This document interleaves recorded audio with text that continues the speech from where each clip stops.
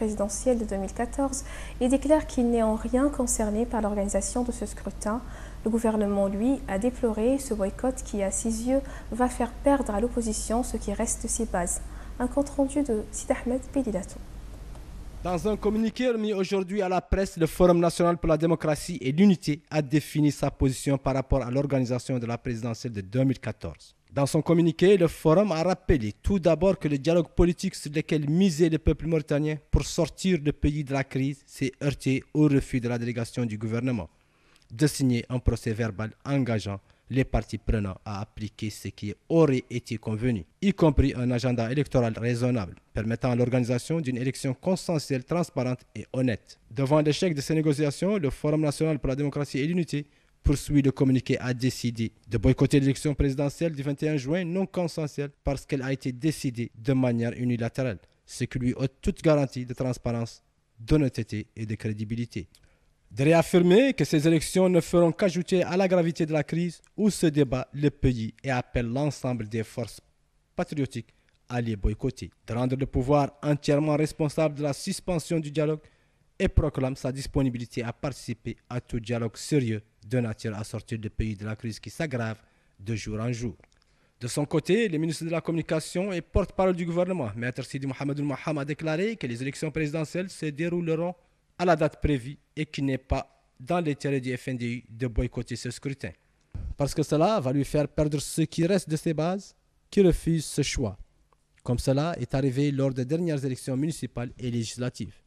La Mauritanie, a ajouté Al-Maham, ne sera pas l'otage d'une personne ou deux qui ont échoué au cours des dernières années à obtenir la confiance du peuple. Si l'opposition se refuse au dialogue, a conclu le porte-parole du gouvernement, c'est parce qu'elle n'a pas les moyens d'aller aux élections et qu'elle ne dispose pas d'un candidat pour ce scrutin, ajoutant que celle-ci a boycotté des élections où le taux de participation a atteint 75%, un seul jamais atteint dans l'histoire des élections en Mauritanie depuis l'avènement de la démocratie dans le pays.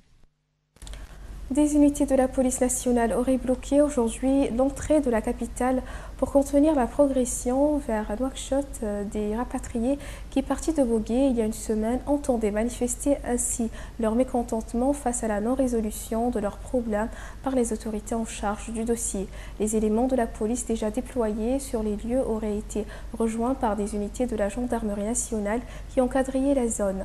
Aux dernières nouvelles, une foule venue à la rencontre des marcheurs continue d'affluer sur les lieux. Des personnalités de la société civile et des députés de l'Assemblée nationale tenteraient de négocier avec le Wali de Nouakchott de débloquer la situation. Selon les organisateurs de la marche du 25 avril, plusieurs marcheurs ont été interpellés par la police et la gendarmerie lors de la dispersion de leur marche qui était pourtant autorisée par le Wali de Nouakchott. La plupart des interpellés seraient des personnes qui ont fait le long trajet entre Bogué et Nouakchott. En prélude à la vaste campagne de sensibilisation prévue au mois de juin sur la santé infantile, World Vision Mauritanie a initié une semaine de mobilisation en ce sens, ciblant toutes les couches de la société. Aujourd'hui, elle a convié nos imams et oulémas pour une journée de réflexion sur la question. Fofana Issa. La survie de l'enfant au-delà de 5 ans, un défi qui s'est lancé au World Vision. Un âge que les enfants du tiers-monde atteignent parfois difficilement avec tous les périls pathologiques qui les menacent en cette période de leur vie. Mais restant solidaires dans les actions à mener dans ce sens, la gageure est surmontable. C'est dans cette optique que World Vision Mauritanie a engagé la semaine globale d'action du 29 avril au 8 mai afin de mobiliser tous les acteurs engagés de la société pour y parvenir. C'est ce que confirme d'ailleurs sa représentante résidente à Nouakchott à l'ouverture d'une des rencontres du programme Global Action au Monotel où elle était assistée pour l'occasion du secrétaire général du ministère de la Santé. L'événement que nous célébrons aujourd'hui n'aura pas eu lieu sans votre collaboration et soutien indéfectible. L'événement qui nous réunit présentement s'adresse à une question importante qui s'inscrit dans la droite ligne de notre stratégie nationale à World Vision Mauritanie pour contribuer à la réduction de la mortalité maternelle et infantile ici en Mauritanie. La santé maternelle et de l'enfant de moins de 5 ans sont essentiels parmi les objectifs du millénaire pour le développement auquel la Mauritanie participe activement avec la communauté internationale. Cette assise d'aujourd'hui consistait à mobiliser les imams et oulémas du pays autour de la santé infantile et y apporter les solutions idoines selon les prescriptions de notre sainte religion. Ce que confirme d'ailleurs le président de la confrérie des imams de Mauritanie. Nous sommes venus sur l'invitation de World Vision pour assister à cette journée de sensibilisation sur la santé de l'enfant. Nous, Association des imams de Mauritanie, sommes prêts à coopérer avec cette organisation dans tout ce qui peut apporter du bien à ce pays, surtout en ce qui concerne la protection de nos enfants et des femmes. Je suis certain que les résultats de cet atelier seront sans nul doute positifs. Outre nos religieux, cette campagne va impliquer aussi toutes les collectivités locales, la presse, les membres de la société civile et les élus autour de la santé infantile. Le coordonnateur du programme nous donne d'autres détails. Nous sommes là aujourd'hui pour réfléchir, trouver l'ensemble des versets et des hadiths qui nous permettront de mieux promouvoir la santé de la mère et de l'enfant à travers les valeurs islamiques. C'est pour cela que nous sommes là. Moi, en tant que cette campagne qui est lancée depuis presque 2010 dans le monde entier et aujourd'hui vient être lancée en Mauritanie, mais le lancement officiel de cette campagne commencera à partir du mois de juin. Et cette campagne vise qui? Il vise les leaders religieux d'abord, les imams, les ulémas. Il faut leur donner pour renforcer l'État et aussi, mais ça vise les médias. Nous voulons que aussi les médias ont un rôle dans la santé de la mère et de l'enfant. Nous visons aussi les ONG, nous visons aussi les partenaires, les Nations Unies et tous les ministères. L'objectif de cette action, en fait, est d'accompagner les efforts et l'engagement du gouvernement et ses partenaires pour l'accélération de l'atteinte des OMD de santé afin de réduire la mortalité infantile et maternelle. Finalement, un accord aurait été conclu hier tard dans la soirée entre les délégués des employés grévistes et le département des ressources humaines de la SNIM. L'accord conclu entre les deux parties stipule que les employés toucheront une gratification qui équivaut à 7 mois de salaire pour les ouvriers, 6 mois de salaire pour les agents de maîtrise et 5 mois de salaire pour les cadres. Organisation mercredi dernier à la Chambre de commerce, d'industrie et d'agriculture de Mauritanie par le ministère des Affaires économiques et du Développement en partenariat avec la Banque mondiale d'une journée de communication sur le Doing Business. Prenant la parole à cette occasion, le représentant de la Banque mondiale, M. Mokhtar Cham, a indiqué que le projet d'amélioration du climat de l'activité économique soutient l'action du gouvernement et va continuer à appuyer les réformes ainsi que le dialogue public-privé. De son côté, le ministre des Affaires économiques et du Développement, M. Sidi Oulita, a noté que la journée vise à contribuer au renforcement du dialogue et de la concertation entre l'État et le secteur privé. Et le ministre rappelait à ce sujet les récentes réformes opérées pour améliorer le climat des affaires en Mauritanie, notamment les réformes de la justice, du code des investissements, l'adoption en 2010 d'une stratégie de lutte contre la corruption et de son plan d'action, la révision du code des marchés publics la même année, la création de la zone franche de Nouadhibou et la création de la caisse de dépôt et de développement. Au lendemain des festivités qui ont commémoré la journée sur la liberté de la presse, le syndicat des journalistes mauritaniens s'est réuni dans le sillon de l'événement à Nouakchott pour attribuer des prix à certains de ses membres et saisir l'occasion pour échanger sur les choses à parfaire et trouver des solutions aux difficultés. Fofana Issa nous en dit plus. À l'instar des autres États du monde, la Mauritanie n'est pas restée en marge de la commémoration de la Journée internationale sur la liberté de la presse et qui s'est même terminée en apothéose sur une note très festive avec un dîner de gala offert pour la circonstance par le syndicat jusqu'à tard dans la soirée. Cela n'a pas suffi pour occulter au petit matin les maux, les insuffisances et les failles de la profession en Mauritanie. C'est sûrement l'une des raisons qui a incité le syndicat à initier dans le sillon de cet événement, c'est-à-dire dès ce jour 4 mai, une rencontre de tous les acteurs de la profession, afin de primer tout d'abord 7 de nos confrères qui se sont illustrés dans le journalisme d'investigation à partir des thèmes de leur choix. Ce cadre a aussi donné lieu à divers échanges pertinentes sur la pratique de la profession, encore et toujours l'éthique et la déontologie. Certes, la répétition a un effet pédagogique, au risque de se répéter donc pour ce qui reste un moins de mal dans ce cas-là. Mais le président du syndicat mauritanien de journalisme, à notre micro, se soucie en outre du fait que la notion de journalisme, qui est un sacerdoce en soi, est plutôt galvaudée de nos jours. et c'est aussi devenu un espace essaimé par divers opportunistes, arrivistes et autres personnages attirés par l'appât du gain facile qui utilisent ce terreau pour sévir et non servir la société. Il s'en explique. Mais vous savez, le secteur est ouvert. C'est un secteur qui est ouvert à tout le monde qui vient de tout bord, qui n'est même pas, qui ne respecte pas la déontologie, qui ne respecte pas le professionnalisme et qui n'est pas d'origine journaliste et qui n'a pas la vocation d'être journaliste. C'est-à-dire, il en profite de ce secteur, de cette ouverture anarchique pour d'autres fins. C'est ce genre de personnes qui constituent un danger pour le métier et un danger encore pour cette liberté que nous voulons que son cercle s'agrandisse et on ne veut pas aucun retour au niveau de cette liberté et nous ne l'accepterons pas. Le cadre a besoin d'être reformulé et le remettre dans son contexte, pas de doute. Mais faudrait-il encore que le journaliste professionnel ait des mesures d'accompagnement incitatives pour l'exercice de sa noble fonction dans un environnement formel, structuré et engagé à ses côtés. C'est ce cri de cœur que lance ce professionnel de l'audiovisuel à toutes les structures publiques et privées du secteur. Moi, je vais aller directement là où le bas blesse. Là où le bas blesse, cela veut dire que les journalistes que nous sommes, certes dans le métier, il faut pouvoir vivre de son métier. Et c'est ça le principal problème du journalisme en Mauritanie. Nous avons compris que depuis l'avènement de cette multitude de radios et de télévisions, moi personnellement je croyais qu'on allait de l'avant dans la gestion des journalistes, des techniciens, des pigistes dans l'ensemble, alors que la réalité en est autre. Il y a certains établissements, il y a certains organes de presse qui refusent d'embaucher les journalistes. Ils n'ont pas de contrat. Il y a les pigistes qui ont des problèmes partout, tant au niveau de la radio, de la télévision que dans les organes de presse privés. Ça, ce n'est pas motivant. Propos précis ressortant la précarité structurelle de la fonction en amont et qui plombe l'élan du professionnalisme requis en la matière. À l'instar des autres États du monde, la Mauritanie.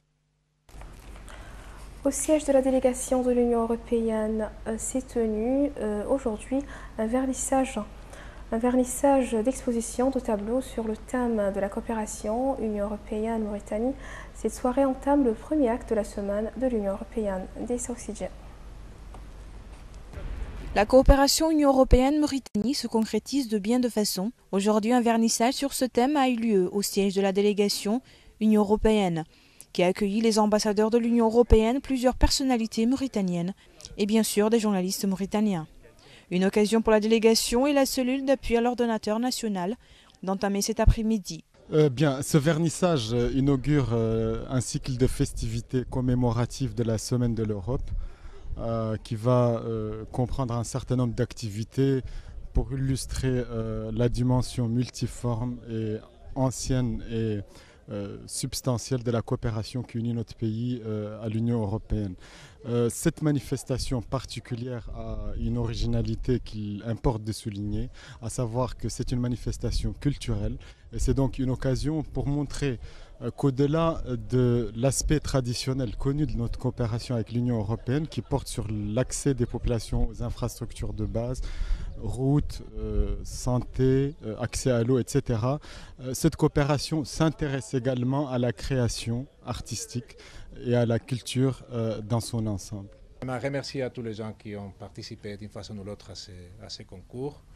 Ce que vous voyez maintenant sont de très beaux tableaux, mais il y a un énorme travail derrière, du lancement du concours, la sélection qui a dû être vraiment très difficile à juger par la qualité des travaux que nous avons ici, l'organisation logistique. Vraiment, merci à tous et à toutes qui ont participé dans cette exposition. Le premier acte de la première semaine de l'UE en Mauritanie. Un concours est organisé entre les artistes peintres mauritaniens afin de présenter une vision de la coopération UE-Mauritanie plus poétique et plus sensible. Bien sûr, cette exposition qui a pour thème, qui retrace en fait l'historique des relations entre l'UE et la Mauritanie, a primé des exposants qui ont eu à qui ont axé leurs œuvres sur, comme je l'ai dit tout à l'heure, les relations entre l'UE et la Mauritanie. Et les lauréats ont été choisis sur la base d'une certaine clarté et sur la base aussi du privilège qui a été fait des relations entre l'Union européenne et la Mauritanie. Au cours de ce vernissage, les tableaux des meilleures œuvres représentatives du thème UE Mauritanie ont été exposés, couronnés par la remise des prix aux lauréats. C'est un tableau, c'est une femme qui vit seule. Bon, je peux dire que son mari, ou bien son mari est parti, est décédé, elle est seule avec son enfant. Et subitement, il y a l'enfant qui tombe à cause de la faim. Il n'y a rien à manger, il n'y a rien à boire. Et donc, elle sort derrière la tente là-bas. C'est une tente que tu vois là-bas, une tente blanche. Mais elle sort en courant, en prenant son enfant pour crier famine. Dans mon tableau, j'ai voulu représenter l'eau. L'eau, bon, c'est la coopération de l'Union européenne qui fait cela. Donc j'ai voulu montrer que l'eau, c'est la vie. Donc s'il y a l'eau, au moins, il y a la faim, il y a l'eau quand même, on peut boire, on peut manger, on peut se laver. Et donc ça peut quand même dire beaucoup de choses. Et c'est pourquoi j'ai voulu montrer aussi que l'Union européenne aussi fait quelque chose en donnant l'eau, des fois à manger, des fois même à subvenir à quelques besoins des gens qui sont un peu fatigués. C'est dû à cela que j'ai créé ce tableau. Cette cérémonie s'est couronnée par un cocktail à l'honneur des invités. Des incidents ont éclaté ce week-end lors de la cérémonie officielle de commémoration en Mauritanie de la Journée mondiale de la liberté de la presse. Plusieurs personnes présentes dans la salle auraient brandi des slogans hostiles à l'administration de la télévision de Mauritanie. Les protestataires ont dénoncé à cette occasion la censure d'une émission qui évoquait la corruption, qui gangrénerait l'administration de la télévision officielle. S'élevaient contre ce qu'ils ont qualifié de mascarade, de concours de recrutement de nouveaux journalistes et manifestaient leur indignation face à ce qu'ils appellent le clientélisme qui règne au sein de la direction générale de la TVM. Des témoins qui ont assisté à la cérémonie ont rapporté que ces manifestations d'indignation ont perturbé le discours officiel du ministre de la Communication, M. Sidi Mohamed Ouelmaham. À l'instar de leurs confrères africains, le Lynx de Guinée, le Cafard libéré du Sénégal, le journal du jeudi du Burkina Faso ou panafricain comme le Marabout ou encore le Gris-Gris international, des journalistes mauritaniens ont opté pour le style satirique afin de dénoncer une situation décevante et s'évader d'une réalité bien amère au grand bonheur d'un public qui s'est découvert amateur du rire. Mohamed Yahya Ben Abdel Wadoud. Les citoyens mauritaniens, malmenés par l'existence, recourent aux médias satiriques. Shtari, Chilouhefchi, à la recherche d'une information drôle ou d'une analyse décapante au sujet d'un paysage politique ou d'un vécu économique qui ne prête guère à rire. Bref, pour oublier les ennuis et alléger le fardeau du quotidien. Je pense que la presse satirique a de l'avenir devant elle en Mauritanie. Pourquoi ? Parce que c'est une presse qui s'est distinguée. Ses effectifs ne sont pas issus de la presse arabophone ou francophone. Ils n'appartiennent pas non plus à la presse qui se dit sérieuse. Elle est spéciale, elle a son style et ses méthodes et son langage qui lui est propre. La presse satirique mauritanienne est apparue au début des années 90 du siècle dernier, avec quelques titres tels que La Tortue, L'Indépendant, journaux francophones satiriques qui ne paraissent plus. Mais seuls les deux journaux arabophones précités, Shtari, Chilouhefchi, ont pu continuer à apparaître en raison de l'accueil favorable auprès d'un large public toujours prompt à payer la dernière parution du journal, quel qu'en soit le contenu, ce qui a été un franc succès. Et ce, d'autant plus que les deux titres en question utilisent le style Zraïg, mélange d'arabe dialectal et littéraire. Une sorte de pidgin très apprécié du public. Pionnier du genre, Shtari a lancé récemment sa version web avant de suivre l'évolution de son lectorat. Ce qui distingue la presse satirique de la presse sérieuse, c'est à mon avis que la première aborde le sujet avec simplicité. Nous reformulons l'information, nous la remodelons, nous l'enlevons de son cadre solennel, protocolaire, sans complexité, nous la transformons en quelque chose de simple, accessible à tous, sans que ce ne soit ennuyeux. De ce fait, nous avons démocratisé l'information en la rendant accessible à un public qui ne comprend pas le français et très peu l'arabe. Par ailleurs, l'art de la caricature jouit d'une grande notoriété auprès d'une bonne part du public. le symbole, le cerne, les traits durement soulignés, la mise en situation, le mouvement, l'exagération, la sobriété du dialogue. Ce sont autant d'éléments qui font aimer la caricature auprès d'un public épris d'insolite et de simplicité. Ces dernières années, à la faveur de la fièvre Facebook en Mauritanie, des tentatives ont vu le jour sur les sites d'échanges sociaux, dont la plus intéressante est Khidmet al-Oulala, littéralement au service des idiots. بونجور قلت لك هي شوكولا بونتي هذه كرعيها وتمشي سبحان الله معناها اني انا ركزت خنفوس. C'est ainsi qu'une star mauritanienne de l'humour décapant et atypique est née. C'est ainsi qu'une star mauritanienne de l'humour décapant et atypique est née. Il s'appelle Mrabat Ould Zeyn, créateur de Khidmet al-Oulala. Ce concept novateur, sa page Facebook a recueilli plus de 10 000 fans en moins d'un mois. Notre société est consommatrice de matière satirique. En tant que critique, je pense qu'elle est plus puissante que la critique sérieuse, ce qui m'a poussé à l'adopter. Et sincèrement, j'ai été positivement surpris des succès de mon projet. Je m'y attendais peut-être, mais pas à un tel degré en si peu de temps. On le voit, la presse satirique, forte de son succès auprès d'un large public, épris de tout ce qui l'aide à sortir de la grisaille quotidienne, a décidément de beaux jours devant elle. Ce journal est à présent terminé. J'ai eu le plaisir de vous le présenter juste avant de nous quitter. Le rappel des titres.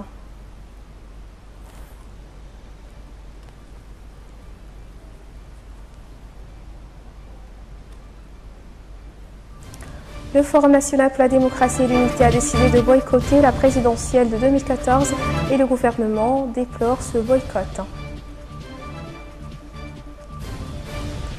Plusieurs marcheurs des rapatriés ont été interpellés par la police et la gendarmerie lors de la dispersion de leurs marches.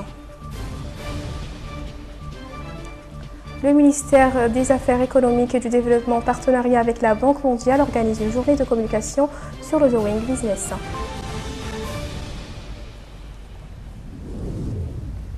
Merci mesdames et messieurs de votre aimable attention, merci de votre fidélité et restez au programme de l'Ouattania.